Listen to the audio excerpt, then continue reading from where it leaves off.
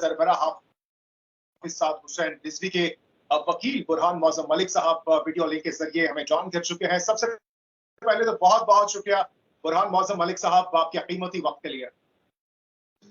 बहुत शुक्रिया सर। अच्छा बुरहान साहब, स्ट्रेट फॉरवर्ड क्वेश्चन, सबसे पहले तो जो सुप्रीम कोर्ट लाहौर रजिस्ट्री में लास्ट समाअत हुई थी उसका अहवाल जरा हमारे व्यूअर्स के साथ शेयर कीजिएगा। क्या रिमार्क्स जज साहिबान की जानिब से दिए गए थे और आपकी जानिब से क्या दलाल दिए गए थे? मेरा सर उसमें प्राइमरी जो आर्गुमेंट था वो ये था कि जो पिटीशन है वो इस मौजूदा हालत में इन्फ्रेक्चस हो चुकी है। पिटीशन चैलेंज किया गया था उस पिटीशन में उस डिटेंशन के नोटिफिकेशन को जो जिस दिन सुप्रीम कोर्ट में केस आर्गू होता है उस दिन ऑलरेडी एक्सपायर हो चुका था। फेडरल बोर्ड ने उसमें एक्सटेंशन को आगे एक्सटेंड नहीं किया हुआ था, इसलिए वो पीरियड जो था वो वैसे ही लैप्स कर चुका था और गवर्नमेंट ऑफ पंजाब का वहां जाना या उस केस को आर्गू करना वो मेरी तो समझ से बाहर था। मैंने तो तमाम गुजारिशात सुप्रीम कोर्ट के गोशगुजार की थी, लेकिन उन्होंने मुनासिब समझा कि वो उन्हें कुछ टेक्निकल पॉइंट्स पर दोबारा री हियरिंग के लिए नीचे भेज दें। जी ठीक है। अच्छा बुरहान साहब, इसके साथ साथ अब जब सुप्रीम कोर्ट लाहौर रजिस्ट्री के जानिब से ये अहकाम जारी कर दिए गए हैं और लाहौर हाई कोर्ट का जो साद हुसैन रिजवी की रिहाई से मुतालिक फैसला था, हुक्मनामा था, उसको मुअत्तल कर दिया गया है। अब तक जो डीबी है, जो 2 रुकनी बेंच है, नहीं बना गया, क्या वजह है इसकी? सर इसका जवाब तो बेहतर हाई कोर्ट दे सकता है। हम तो 5 दिन से इंतजार कर रहे हैं कि हमें इंटीमेट किया जाएगा कि डीबी मौजूद है और आप आकर अपना केस पुट कीजिए, लेकिन आज 5 दिन गुजरने के बावजूद अभी तक हमें हाई कोर्ट से बार बार पूछने के बावजूद हमें अभी तक कोई इंटीमेशन नहीं मिली कि किस डीबी के पास हमारा केस हियरिंग के लिए फिक्स किया गया है। तो बतौर एक वकील आपको क्या लगता है, क्या क्या वजह हो सकती है, रीजन क्या हो सकती है इसकी डिले की? सर मेरे ख्याल में तो ये डिले होना ही नहीं चाहिए। जब सुप्रीम कोर्ट का ऑर्डर है और सुप्रीम कोर्ट ने अपने ऑर्डर में ये लिखवाया है कि इसमें क्योंकि ह्यूमन राइट्स इन्वॉल्व हैं और एक बंदे की प्रिवेंटिव डिटेंशन का मैटर है, तो इसे प्रॉम्प्टिट्यूड के साथ फैसला कीजिए। मैंने तो सुप्रीम कोर्ट से भी रिक्वेस्ट की थी कि इसे इसके लिए पीरियड 1 वीक फिक्स कर दें कि आफ्टर विद इन 1 वीक इसका डिसीजन कर दिया जाए। तो सुप्रीम कोर्ट ने कहा कि आप क्यों इन्हें 7 दिन की लिमिट देते हैं, 7 दिन से पहले इसका फैसला होना चाहिए। अच्छा बुरहान साहब, $1 मिलियन क्वेश्चन जो कि इस वक्त रेस किया जा रहा है, ना सिर्फ तहरीके लब्बैक पाकिस्तान के कारकुनान की जानिब से बल्कि आम शहरी भी ये सवाल कर रहे हैं। बहुत से जो इस केस को देख रहे हैं वो यही कह रहे हैं कि अब जब 90 डेज साद हुसैन रिजवी के जो डिटेंशन है उसको कंप्लीट हो चुके हैं, खत्म हो चुके हैं, अब जब लाहौर हाईकोर्ट का 2 रुकनी बेंच इस केस पर समाअत करेगा तो वहां पर रखा जाएगा, क्या उस पर कौन सी चीजें डिस्कस की जाएंगी? जहांगीर साहब देखिए, आप जो बात कर रहे हैं या हमारे जो दूसरे दोस्त जिस बात को दोहरा रहे हैं, ये प्राइमरीली वही सवाल है जो मैंने सुप्रीम कोर्ट के सामने सबसे पहले रेज किया था कि जब 90 डेज खत्म हो गए और हुकूमत के पास लिमिट ही 90 डेज की थी, इसके बाद अगर 91st डे भी आपने किसी को डिटेन रखना है तो वो पावर लाई करती है फेडरल रिव्यू बोर्ड के साथ। उन्होंने इस एक्सटेंशन को आगे नहीं किया तो ये पीरियड तो वैसे ही खत्म हो गया। तो अब क्या आर्गू करेंगे, इसीलिए मेरी ये गुजारिश थी कि ये पिटीशन इनफ्रक्चस है और ये काबिले रसाई नहीं है, अब काबिले पजीराई नहीं है। यही पॉइंट सबसे पहले हाई कोर्ट में रेज होना है अब कि जब एक काम अपनी मुद्दत कंप्लीट करके वैसे ही कंप्लीट हो चुका तो अब आप उसके प्लस माइनस को क्या डिस्कस कर सकते हैं। अच्छा बुरहान मौजम मलिक साहब, इसके साथ साथ ये भी हमें रहनुमाई फरमाइएगा कि जैसा कि आप बता रहे हैं कि अब देखना ये होगा, बहुत इंटरेस्टिंग समाअत होगी लाहौर हाई कोर्ट के 2 रुकनी बेंच की। इसके साथ साथ ये भी रहनुमाई फरमाइएगा कि साद हुसैन रिजवी जो कि काफी से जेल में है, क्या आप लोगों की उनसे कोई बात हो सकी है? आप बताए, ये भी जा रहा है आपसे, मेरी जब कल भी बात हुई थी आपने बताया कि होम डिपार्टमेंट को आप लोगों की जानिब से एक दरखास्त दी गई है, उस दरखास्त में क्या मौक़िफ़ इख्तियार किया गया? नहीं देखिए, शायद मैं कल आपको क्लियर नहीं कर सका हूंगा। होम डिपार्टमेंट को हमने एक दरखास्त नहीं दी, हमने होम डिपार्टमेंट को अभी तक 5 दरखास्तें दे दी हैं। हमने डीसी लाहौर को 5 दरखास्तें दे दी हैं। हमने सीसीपीओ लाहौर को गुज़श्ता 5 दिनों में 5 दरखास्तें फाइल की हैं। हमने एंटी टेररिज्म कोर्ट लाहौर को 5 दिनों में 5 दरखास्तें फाइल की हैं। हर दरखास्त में हमारा एक ही मौकफ है कि अब आपने इन्हें अंदर रखा हुआ है साद साहब को सिर्फ एक प्रीटेक्स्ट पर कि ये अपना बेल बॉन्ड फाइल कर दें, और हम हर बंदे के पास, हर डिपार्टमेंट के पास अपने बेल बॉन्ड लेकर जा रहे हैं कि हमारा बेल बॉन्ड एक्सेप्ट फरमा लें। वो लेने को तैयार नहीं है, और जब वो नहीं लेते तो हम हर गुजरते हुए दिन के साथ एक नई दरखास्त उन्हें देते हैं कि आज हम फिर आए हैं, हमारी फिर बॉन्ड ले लीजिए। दूसरे डिपार्टमेंट के पास जाते हैं। ये कम से कम 4-5 डिपार्टमेंट हैं जी, जिनको पिछले 5 दिनों से 5-5 मरतबा हम अप्रोच कर चुके हैं, लेकिन वो बॉन्ड लेने को तैयार नहीं है। और इस प्रीटेक्स्ट पे उन्होंने साद साहब को अंदर रखा हुआ है, वरना इस वक्त साद साहब की गिरफ्तारी के लिए कोई भी कानून मौजूद नहीं है। अच्छा, ये भी बताया जा रहा है जैसा कि सीसीपी लाहौर की जानिब से जो अदालत में मौक़िफ़ इख्तियार किया गया था, उनकी जानिब से कहा गया था कि एक कमेटी बना दी गई है मचलकों की तस्दीक के लिए। उस कमेटी का अब तक क्या बना, और क्या माजी में ऐसी कोई मिसाल मौजूद है कि मचलके जमा करने के लिए कमेटी बनाई गई? तब मैंने तो आज तक कभी सुना नहीं जी। लॉ में तो इतना जो वर्ड यूज हुए हैं वो है satisfaction of the DPO. Lahore के डीपीओ सीसीपीओ हैं। सेटिस्फेक्शन सीसीपीओ की अपनी जाती होनी है कानून के मुताबिक, और वो कहते हैं मेरी बजाय जाकर 4 और पुलिस अफसरों की सेटिस्फेक्शन करवाइए। दूसरा सवाल ये है कि एक चीज होती है बेल बॉन्ड को रिसीव करना, और दूसरा काम है उसकी वेरिफिकेशन करना। वो रिसीव करने को ही तैयार नहीं है, वेरिफिकेशन किस बात की करनी है उन्होंने? और जी। तीसरी इंपॉर्टेंट बात यह है कि वो वेरीफाई करें, अगर किसी बेल बॉन्ड को वो गलत पाते हैं तो उस पर कानूनी कार्रवाई कर लें। ये साफ बहानेबाजी है, इसके अलावा कुछ भी नहीं है। उन्होंने तहैया किया हुआ है कि उन्होंने बेल बॉन्ड नहीं लेने, और इस बहाने से उन्होंने साद साहब को अंदर रखना है। तो मजीद आपको क्या लगता है, मजीद डिलेइंग टैक्टिक्स अगर इख्तियार किए भी जाते हैं तो कब तक रिहा रिहा तो सर करना? हम ज्यादा से ज्यादा आज का दिन, और हो सकता है कि कल का दिन हम इसको और देखेंगे, और अगर इन्होंने कल भी हमारे बेल बॉन्ड एक्सेप्ट ना किए तो हमें फिर जो लीगल रेमेडी अवेलेबल है हम वो यूज करेंगे। कौन सी लीगल रेमेडी की तरफ आप जाएंगे इसके बाद? सर सब कुछ तो मैं मीडिया को नहीं बताऊंगा।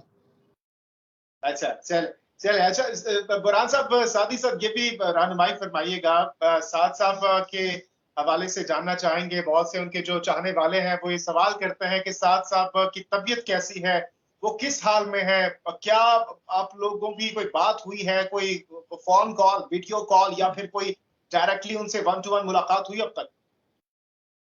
साद साहब से मेरी तो कोई मुलाकात नहीं हुई जी। साद साहब को से उनके घर वालों को भी मिलने की इजाजत नहीं है, उनके दोस्तों को मिलने की इजाजत नहीं है, और मेरा ख्याल है कि साद साहब तक शायद किसी को भी रसाई नहीं दी जा रही। हमारे कुछ वकला ने साद साहब के पास जाने की कोशिश की थी। वो 4 दिन तक मुतवातर जेल के बाहर खड़े रहे, किसी ने उन्हें जेल के अंदर जाने नहीं दिया। इसके लिए बाकायदा वहां पर कुछ वीडियो रिकॉर्डिंग्स हुई हैं, जिसमें हमारे वकला बाकायदा गुजारिश कर रहे हैं और जेल ऑफिसर उन्हें अंदर जाने की इजाजत नहीं दे रहे, और खसूसन वो ये कह रहे हैं कि जी हमें लाहौर पुलिस का हुक्म है कि कोई अंदर ना जाए। दूसरी बात यह है, जहां तक आपने साद साहब की सेहत और बाकी चीजों के बारे में पूछा है, तो मैं जाती तौर पे ये समझता हूँ, मुझे जो इतलात हैं वो तो यही है कि साद साहब माशाल्लाह बिल्कुल ठीक है। और एक दिन एटीसी कोर्ट ने उन्हें कुछ दिन पहले वीडियो जी। लिंक पर लिया था, तो जी। उसमें मेरे जो जिन साथियों ने उन्हें वीडियो लिंक पर देखा है वो भी मुझे यही बता रहे थे कि साद साहब माशाल्लाह बहुत हाई स्पिरिट्स में भी हैं, मुतमईन भी हैं, और सेहत भी उनकी बिल्कुल ठीक है। और इस तरह की छोटी मोटी जेल मेरा नहीं ख्याल कि उनको कुछ कहेगी। अच्छा, हमने भी कुछ तस्वीर जो सामने आई सोशल मीडिया पर, उसमें हमने देखा कि साद साहब काफी खुशो-खुर्रम नजर आ रहे थे, काफी ज्यादा जो है एक्साइटेड नजर आ रहे थे। लग नहीं रहा था कि वो किसी भी तौर पर परेशान है। इसके साथ-साथ बुरहान मुअज़्ज़म मलिक साहब, ये भी हमारे व्यूअर्स के लिए बताइएगा कि अब जब तमाम तर चीजों में हम देख रहे हैं कि तहरीक लब्बैक पाकिस्तान के हक में आ रही है, लाहौर हाई कोर्ट का फैसला, उससे पहले हाई कोर्ट का फैसला, सुप्रीम कोर्ट लाहौर रजिस्ट्री का फैसला, सवाल यह है मेरा आपसे कि साद हुसैन रिजवी मजीद अगर जेल में रहते हैं और मजीद वहां पर वक्त गुजारते हैं। बहुत से जो सियासी मुबसरीन है, तजियाकार है, एनालिस्ट है, उनसे मेरी बात हुई है, वो ये कह रहे हैं कि इससे साद हुसैन रिजवी को फायदा होगा, नुकसान नहीं होगा। तहरीक लब्बैक पाकिस्तान को फायदा होगा जितना ज्यादा वो स्टे करेंगे जेल के अंदर। जहांगीर साहब, बात यह है कि आपका ये सवाल पॉलिटिक्स से मुतल्लिका है, और बीइंग ए प्रोफेशनल लॉयर मेरा काम नहीं है कि मैं सियासी अमूर पे अपने कोई तबसरे करूं। इसके लिए आप अगर टीएलपी के कुछ अकाबरीन से बात करें तो वो आपको बेहतर बात बता सकेंगे। मैं आपको सिर्फ एक बात बता सकता हूं कि प्रिवेंटिव डिटेंशन में अंदर रखने के जितने कवानीन थे वो गवर्नमेंट ने यूज कर लिए, तमाम में अल्लाह ने उनको कामयाबी नहीं होने दी। अब उनके पास लेम एक्सक्यूजेस हैं। आप किसी का मुचलका ना लेकर उसे कितने दिन अंदर रख सकते हैं? आप बहानों से किसी को कितने दिन अंदर रख सकते हैं? यही सूरत हाल चल रही है, और मैं समझता हूं कि अगर यही मामला वो चलाते रहे तो आज का दिन है, कल का दिन है, एक दो दिन और गुजार लेंगे, इससे ज्यादा वो क्या गुजार सकेंगे? अच्छा बुरहान साहब, बतौर सीनियर वकील, बतौर कानूनदान, आपको क्या लगता है डिलेइंग टैक्टिक्स किस हद तक मजीद इसको तूल दिया जा सकता है? कितने मजीद दिन लग सकते हैं? अगर चले लेट सपोज वो डिले करते भी हैं चीजों को, तो मजीद कितने, मैक्सिमम कितने डेज लग सकते हैं साद हुसैन रिजवी को बाहर आने में? सर, जितने लॉज के तहत उन्हें ये अंदर कर सकते थे तमाम एक्सपायर हो गए, तमाम के तमाम इन्होंने इस्तेमाल कर लिए, किसी में इनको कामयाबी नहीं हुई। मैं समझता हूं कि ये ज्यादा से ज्यादा घंटों और एक दो दिनों की बात है, आप कि इससे ज्यादा ये साद साहब को अंदर नहीं रख सकते। इनके पास आखिरी बहाना ये चल रहा है कि जी इन्होंने बेल बॉन्ड नहीं दिया। हमारे पास डॉक्यूमेंट्री प्रूफ है कि हम रोज लेकर जाते हैं और वो बेल बॉन्ड लेने को तैयार नहीं है। कितनी देर नहीं लेंगे सर? आखिर इसमें किसी दिन इंटेलिजेंस हो जाएगी, किसी दिन इसमें कानूनी मुदाखलत होगी, इन्हें ये भी लेना पड़ेगा। मेरी सिर्फ गुजारिश ये है कि फेयर डीलिंग्स जो हैं, आप उनके तहत चलते तो साथ साहब अभी बाहर होते। आपने इन डीलिंग टैक्टिक्स को यूज किया है तो आप साथ साहब को एक दो दिन और अंदर रख लेंगे, इससे ज्यादा क्या होगा?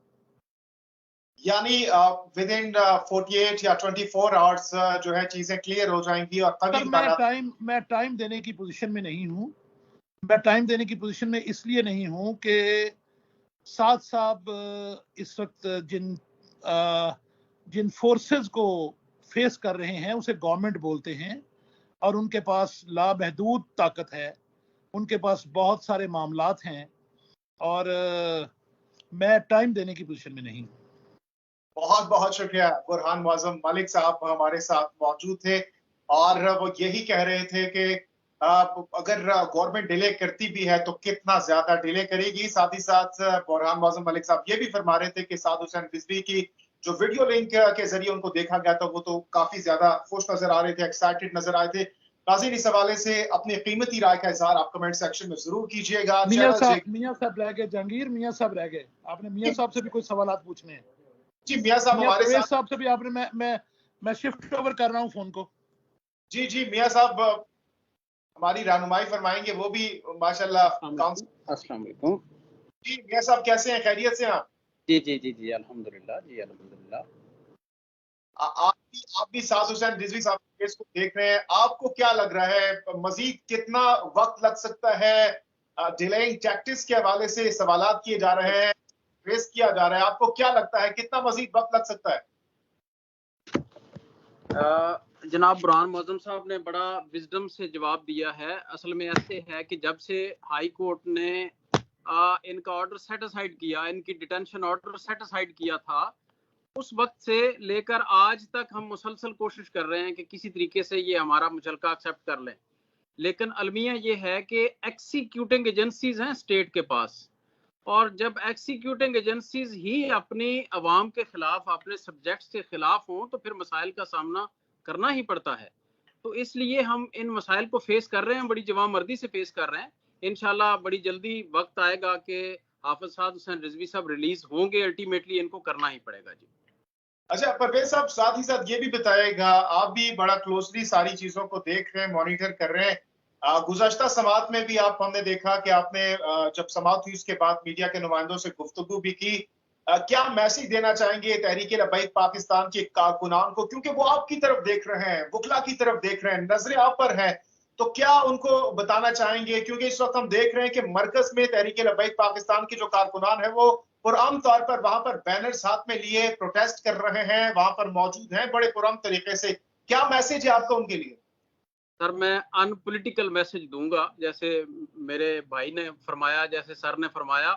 अनपॉलिटिकली ये है, प्रोफेशनली ये है कि उनको बर्दाश्त करना चाहिए, सब्र का दामन नहीं छोड़ना चाहिए। इंशाल्लाह इनके लिए अच्छा वक्त आने वाला है। और सबसे बड़ी बात ये है कि इनकी खुशनसीबी है कि एक मैसेज पे 20-20 लाख लाइक्स आ रहे हैं, इतनी लोगों की मोहब्बत है।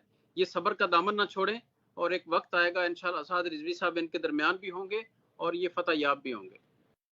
परवेज साहब का बहुत ही मस्बत, बहुत ही पॉजिटिव मैसेज तमाम तर तहरीक लब्बैक पाकिस्तान के कारकुनान के लिए यह है कि आप सबर का दामन मत छोड़िए।